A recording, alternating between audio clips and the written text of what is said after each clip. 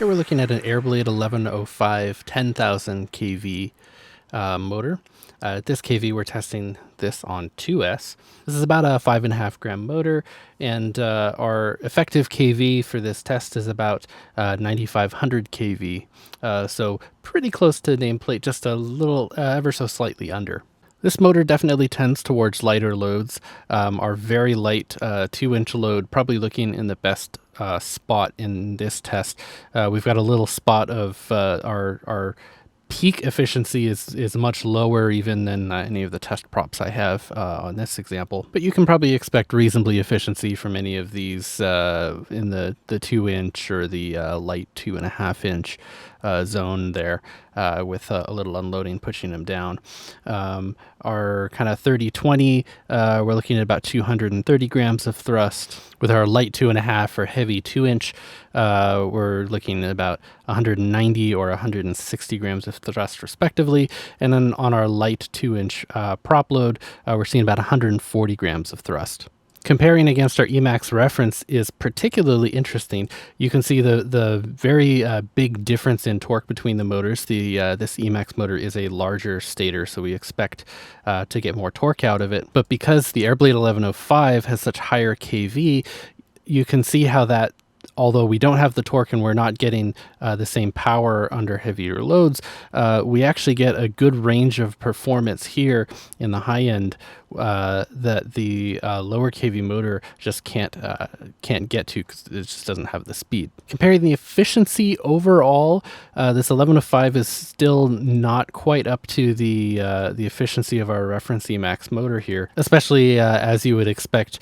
All of these areas under heavier loads, the efficiency is dropping off quite a bit more. Where you have more torque here, the drop off doesn't happen nearly as fast. But for these very light props, you're still in a pretty reasonable spot, kind of 60 or 70% efficiency there compared to the maybe 80% on the Emax. As we compare both full throttle traces, this is where it's really clear to see the kind of different ranges in performance on these two motors. The steep one being the Emax and this shallow one being the Airblade 1105. So we don't have as much torque on the Airblade. The slope of this line is a lot shallower, but we have much higher kV. And even though in this case we're running them at equivalent like total power voltages, so the higher kV motors run at lower voltages, the ultimate RPM that we get up to is quite a bit more than we can get to on the lower kV higher voltage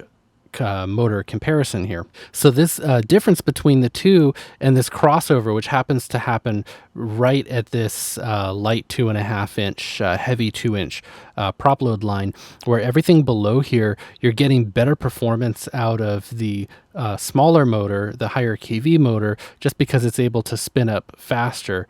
And all of the heavier loads, your like light 3-inch and your heavy 3-inch loads up there, since the torque is dropping off, you're getting much less performance. The difference in gap between both of these, the light 2-inch and the light 3-inch, is actually just about the same. This is about a 10% difference in thrust, where we're getting 10% more thrust out of the higher kV motor and 10% less thrust out of the higher kV motor on a heavy load.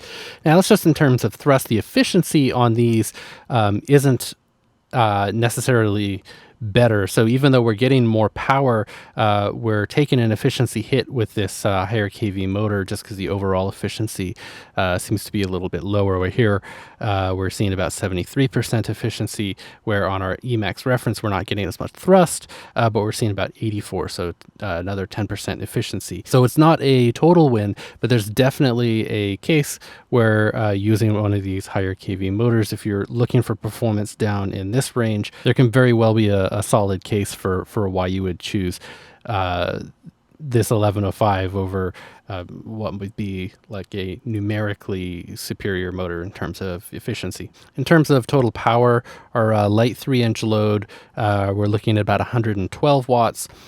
For our kind of medium load area, we're looking at about 94, 95 watts. And then our very light 2-inch load, we're up to about 75 watts.